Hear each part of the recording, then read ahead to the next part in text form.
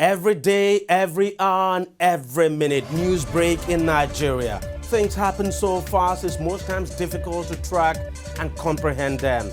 But that's what we do right here on DEJI360. 2015, would you want to come back again? It's like asking Jesus Christ if he knew he was going to die, will you want to come back as the savior of the world again? We do not just help you track the stories, we break them down, explore all the angles, analyze the issues so that you can fully comprehend the stories and use them to make the right decisions.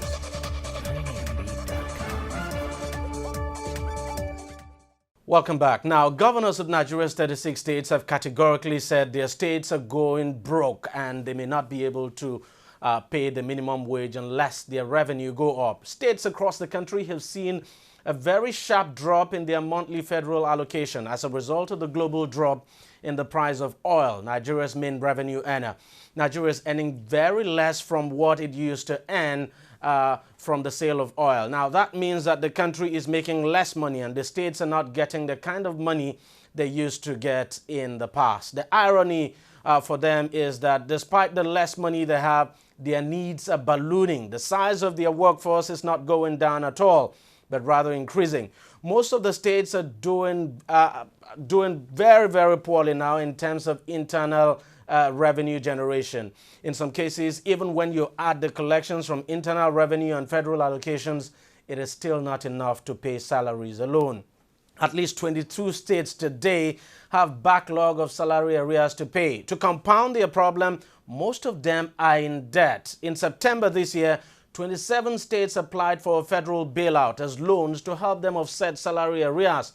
The central bank facilitated the loans with the commercial banks, and 19 states got the sum of 222 billion naira. 2 months down the line, the governors are back asking for more bailouts. They held a meeting last week, and here is what they said. The forum discussed about troubled situation of the economy. We resolve we must look at the way that we enhance the revenue generation, and at the same time to look at the way also we are going to cut our overhead costs, more especially in political office holder salary and other overhead expenses. This situation is no longer the same. When we are asked to pay 18,000 minimum wage when the oil is 126 and continue paying 18,000 minimum wage when the oil is 41. And the source of revenue of our expenditure, government expenditure, is from oil. And we have not seen prospect in the oil industry in the near future. We will diversify our economy in the area of agriculture and mining. But at the same time, we should understand our situation where some of us today are taking less than 100 million take home, and they have overhead costs to pay our salaries and other salaries in particular of over 2.4 billion. The situation is very, very bad, and realize that even last month, some states collected less than 100 million from FAC allocation, and that actually is a terrible situation. We'll try to review the prospects in the next month, even in the next year, 2016, and it appears very gloomy. In the face of that, we felt that there's a need to talk with the president beyond taking the discourse tomorrow in the National Economic Council meeting, and possibly ask for him to bring his ministers and some other technocrats. Because we need to discuss Nigeria, our country, because the situation is tough. Most states can't pay salary, and going into next year, even those states that are able to pay now are likely going to eventually get into a state where they are unable to pay salaries. And I believe that is the same situation of the federal government. Their revenue is actually going down, and it's likely going to go down a lot more by next year. Salaries have gone up, so all kinds of considerations will be given. We'll need to look at the possibilities of looking to political office holder salaries and also all other salaries, because it's not a question of being able to run governance now. Most states are not even able to pay salary, not to talk of capital project. And if we cannot free funds for capital development, then the rest of Nigerians are just shut out of government. Because whatever we're doing, those of us that are in government, both the politicians and the civil service, we're possibly not more than 5% of the entire population of Nigeria. What happens to the other 95%? What happens to infrastructure? We can't talk about industrialization when you can't provide infrastructure. So we are in a very dire state, and we need to think about it. We need to talk together. Obviously, to everyone, all states, going by the report that we have seen, could be regarded as technically bankrupt, where your recurrent expenditure is unable to meet your current income. So the revenue is low, the expenditure is higher, and there's no way we can continue. The so-called bailout money that we received could not be, has been utilized, and now we need another bailout, because every month we are in deficit. The income we have could not meet the revenue that the expenditure that we are spending. So that's one. Two is the fact that as a result of this problem, we are unable to continue to meet staff salaries, wages, and everything. And we are faced with a situation where we either have to reduce costs through salary reduction or cut, or we downsize, which is to reduce the workers that we have. All this we don't want to do, but we prefer to discuss in have a roundtable discussion with Mr. President, the ministers, economists, everybody to come together and to look for ways and means of getting out of this problem. But we cannot continue the way we are. Now, if the governors think they are going to get an easy ride on this, they had better have a rethink, because labor unions in the country say they are going to strongly oppose any move to cut down the minimum wage. It took a lot of trouble, including strikes, before the government and the unions reached an agreement on the minimum wage back in 2011. The main workers' union in the country, the Nigeria Labour Congress, now says any move by the governors to reduce the minimum wage under any circumstance would be strongly resisted. Take a listen. Nigerian workers are not going to take it lightly. We are not the problem, but we are the solution. Yes. We shouldn't be seen as the problem. The problem is the fact that they have not been able to reduce the cost of governance. Yes. They must go and reduce security votes. They should be able to reduce their entourage. In other spheres, government officials go with only 2 vehicles. In Nigeria, you see government officials with 20 retinue of vehicles. They must also be very accountable to all of us that elected them. So we are not the problem, because it is the workers that are being paid, and it's these resources that permeate now in the entire economy that is keeping the economy going. And therefore, we are going to resist. Let them also understand that the 18,000 was not allocated to us. It was negotiated through a tripartite process, and it's a product of law, and it's due for review. In other spheres, minimum wages have been reviewed, and therefore we are going to champion also the review. But let us also put them on notice that if attempt is meant to actually reduce, review, or do anything outside the legal minimum wage of 18,000, which cannot even take us home, we are going to resist. Nigerian workers will mobilize and resist any attempt to do that. Let them go and reduce the cost of governance. The problem is the cost of governance. The problem is that the Jimbo pay being paid to political office holders. When you make comparison with other countries that were at par, Nigerian politicians seem to be earn the highest. Not even in Africa, but even in the whole world. Even the United States, which has the highest GDP, our politicians are earning higher than them. So we are not the problem. We should be the solution. Teachers and workers are providing services which are very important, and very important also to the citizens. So despite all of this, we have continued to render service under conditions that are very, very difficult. And therefore, if they push us to the wall, because he who is on the ground will no longer be afraid of falling. We are already on the ground, and therefore we have been pushed to the wall. We need to put our hands together to respond. So we are putting them on notice that let them not see workers as the problem. Workers should be seen as the solution. Well, I'm now being joined on the program by Mr. Bhalla Acha, who's a public affairs analyst, to discuss this further. Mr. Acha, thank you very much for coming on the program. Thank you. Do you think Labour is showing enough understanding in this case? The governors are saying, look, we're not getting allocation from the Federation, has seriously gone down. We know how much the price of oil is globally today.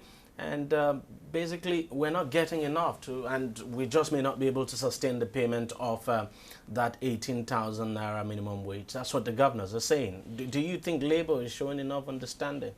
First of all, governors are supposed to be good economic managers. If you aspire to be a governor, before aspiring to that position, there are certain things you're supposed to have at the back of your mind. You're supposed to have the managerial, intuitive, and coordinating capabilities to say you want to lead. But we live in a country where somebody will tell you that, I want to be your governor, I want to be your leader, I will construct 20 feeder roads. I will construct this grade of roads. Meanwhile, as at the time the person is talking about, he doesn't know the IGR of the state. He doesn't know the population. He doesn't even know how much a tipper of laterite costs. He doesn't know anything about soil chemistry, and nobody has carried out that analysis for him. If you want to come and lead your people, there are fundamentals you need to know. What and what can we generate as a state? What is the population of my state? How many people are in the public service? How many people are in the private service? How can I trust the local economy or my state or local government economies to make sure they contribute to the aggregate state? Once you do that, before you know, it will even guide how your manifesto is going to be. But if you are now saying that because you don't get allocation, that's why you cannot pay, I don't intend to be immodest. Then what's the difference between somebody who makes that kind of statement and a petty cash? I mean, a petty cash manager or a petty cashier. It's only a petty cashier that just sits here, you bring this, and he or she disburses. But when you call yourself a political and an economic leader, you're supposed to lead, you're supposed to guide, you're supposed to trust the economy. Then what you do is you contribute to the aggregate national economy. And with that, you are going to have what? Economic power. If you have economic power within your state, you're going to have strong political power even within the central government. The same thing with a country. If you have economic power, then you will have political power. And when you talk amongst the community of nations, people will listen to you. You're talking about a situation where the minimum wage today in Nigeria is less than $100. Brother me, 18,000 naira is less than $100. And you are a sovereign nation, even claiming to be a continental economy and predicating that on less than 5,000 megawatts of electricity. So it's becoming clear that everything we have probably been running has been a paper politics or a paper economy. We are now beginning to see what it will mean to run real politics and real economy. And I think the thing is staring on the face. And you look at the situation of the price of oil now in the global, I mean, you're also an oil expert. It doesn't appear things are going to improve. The governors also said that looking at next year, for instance, the supplementary budget that President Buhari submitted to the National Assembly days ago, budget benchmark, of course, the oil benchmark there, $48 per barrel. And you look at it, I mean, a lot of people would say, a lot of experts have said, look, the price of oil might even come down below that 48. And that could be a potential problem, problem for us, because it means the federal government would not be able to make more money, and the states will definitely be getting less and less and less of money. Unfortunately, has anybody taken time to even know or ask or understand that the oil we talk about is just a natural gift? That endowment is a natural gift. There was no brain work that was done by Nigerians to have the oil. And take it or leave it, fossil fuel is a non-renewable energy source. That is it about fossil fuel. When you talk about dynamism, when you talk about planning, thinking ahead, when you talk about generational planning for a country, those are not the things you talk about. That's a natural endowment, a natural gift. We are talking but our about entire planning has always revolved around oil, which is a faulty planning. That's why it's faulty. That's why it's a faulty economic model. And because the economic model is faulty, you will just be generating motion. You will never move forward. What you are supposed to do is to move forward. And as long as you predicate your success, growth, and the taking care of your people on a natural endowment, you're going to get it wrong. We are in a season, or we are in the period where people need to think through and be creative. So the fundamental question probably you need to ask is, what if Nigeria didn't have oil at all? There are countries in Africa that don't have a drop of crude oil. They don't have a 1 cubic feet of gas. And I can tell you, some of these countries you go, they have the electricity.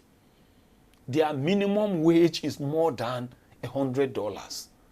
You see, one thing we don't really understand is this. Most of these things these leaders are doing are robbing also on our integrity.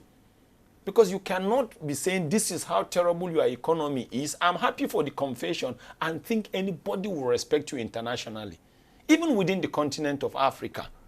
You know, so the question we just need to ask ourselves is, what has gone wrong? So what do you think these governors need to begin to do at this moment? I mean, internally generated revenue to most of them have actually not, most of the states have actually not done well in terms of internal generated revenue. What do you think they should be doing at this time? What did the government, the governor, respective governors need to do is to look inwards.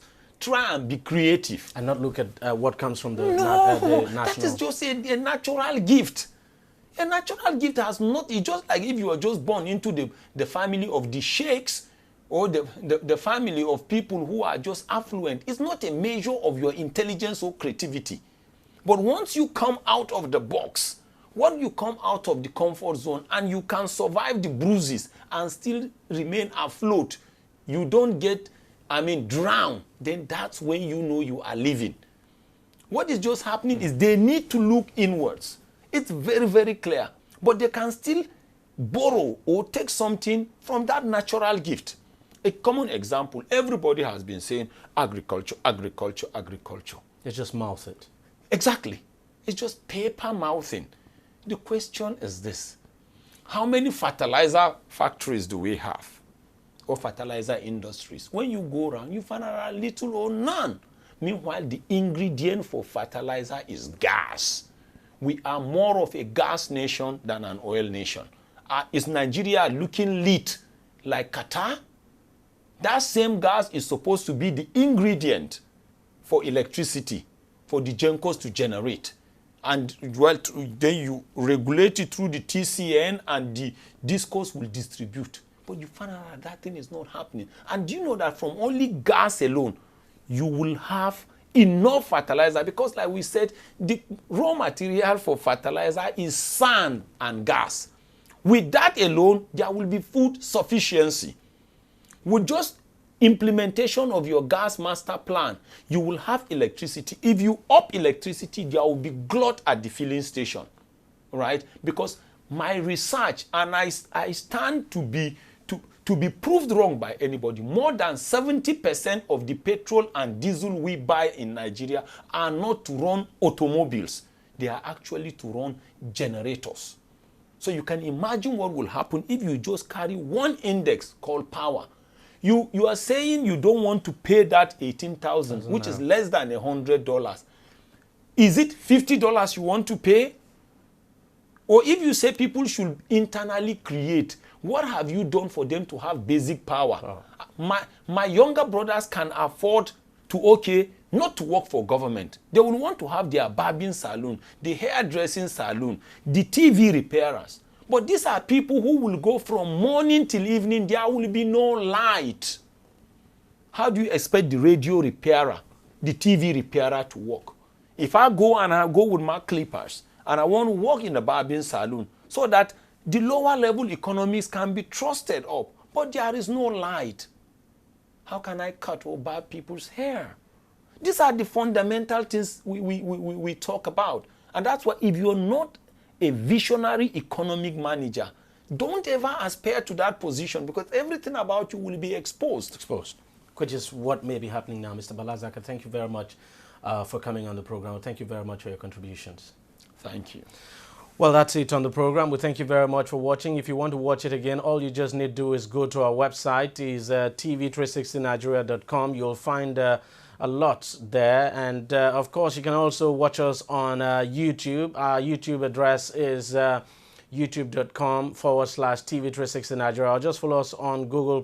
That's at TV360 Nigeria. Or like us on Facebook. The address is facebook.com/TV360 online. You can also follow us on Twitter. Our handle is at TV360 online. Thanks again for watching. We're back next week.